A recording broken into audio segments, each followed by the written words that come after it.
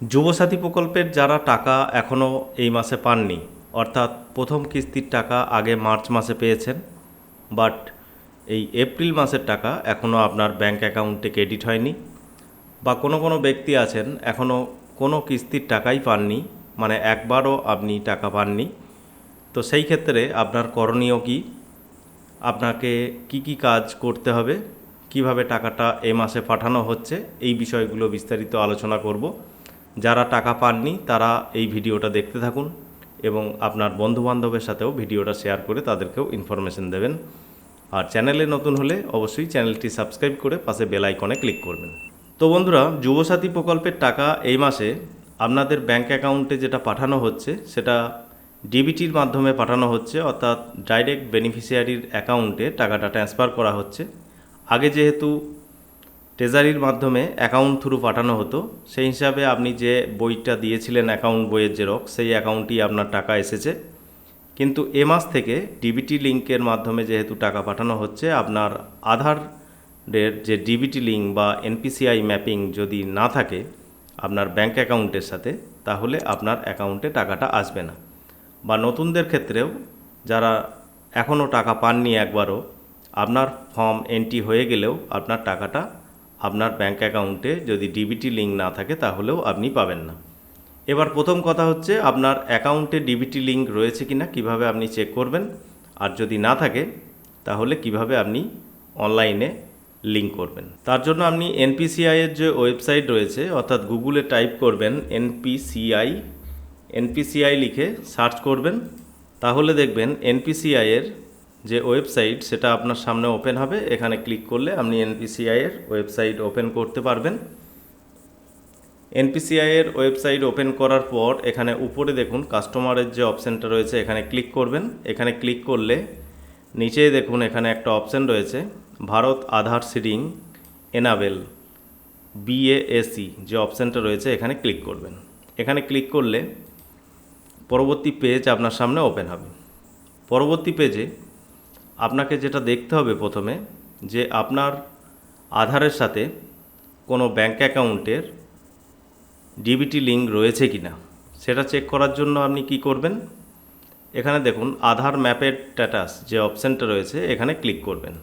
পরবর্তী পেজে আপনার আধার নাম্বার এখানে টাইপ করবেন, ক্যাপচার কোড যেটা রয়েছে ক্যাপচারে ঘরে এখানে ফিল করবেন, তারপরে চেক স্ট্যাটাসে ক্লিক করবেন। চেক স্ট্যাটাসে ক্লিক করলে আপনার আধারের সাথে যে মোবাইল লিঙ্ক থাকবে সেই মোবাইলে ওটিপি সেন্ড হবে। ওটিপি আপনি ওটিপির ঘরে এন্ট্রি করে কনফার্ম করবেন। কনফার্ম করলে এখানে দেখবেন ডিবিটি লিঙ্ক এনাবেল অপশানটা আসবে এবং কোন ব্যাংকের সাথে আপনার ডিবিটি লিঙ্ক রয়েছে সেটাও আপনি এখানে বুঝতে পারবেন। যদি ডিবিটি লিঙ্ক আপনার আধারের সাথে থাকে কোনো ব্যাংক অ্যাকাউন্টে, তবেই এই অপশানটা আপনার সামনে শো হবে। তো এখান থেকে আপনি বুঝে যেতে পারবেন যে কোন ব্যাংক অ্যাকাউন্টের সাথে ডিবিটি লিঙ্ক রয়েছে, সেই ব্যাংক অ্যাকাউন্টেই আপনার এই টাকা আসবে।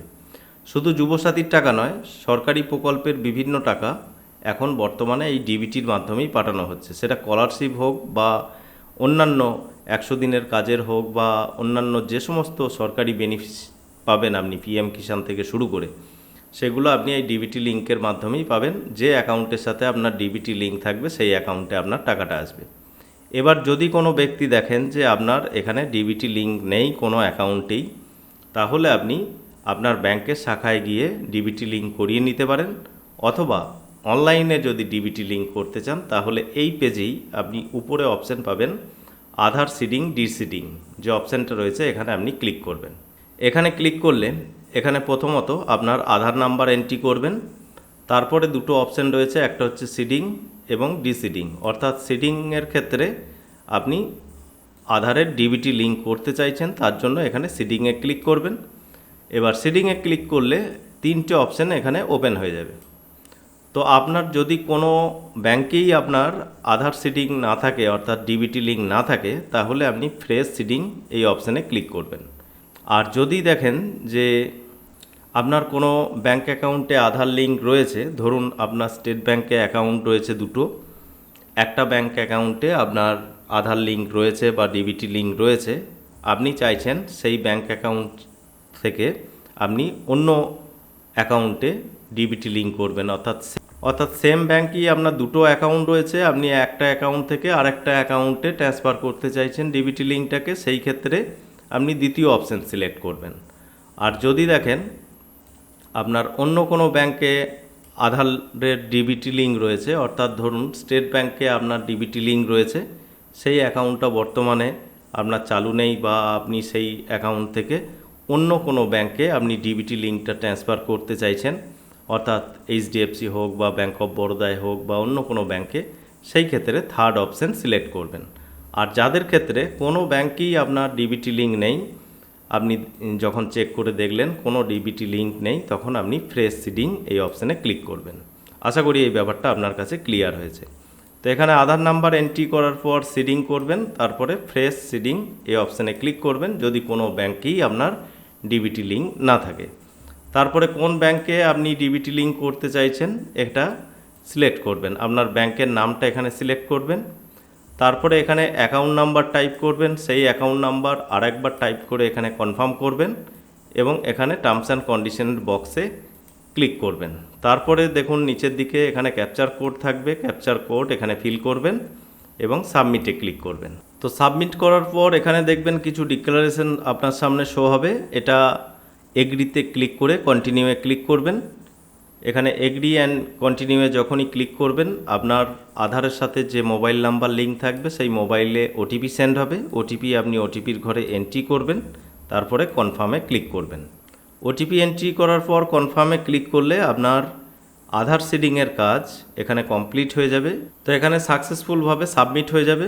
তো এখানে সাকসেসফুল মেসেজ আপনার সামনে শো হয়ে যাবে এবং পরবর্তীতে আবার আপনি চাইলে আধার সিডিংটা ঠিকঠাক হলো কি না তার জন্য আবার আপনি আধার ম্যাপের স্ট্যাটাস এখানে ক্লিক করে দেখে নিতে পারবেন। সেটা সঙ্গে সঙ্গেও হতে পারে অথবা দু একদিন পরেও আপনি চেক করলে রেজাল্ট এখানে পেয়ে যাবেন।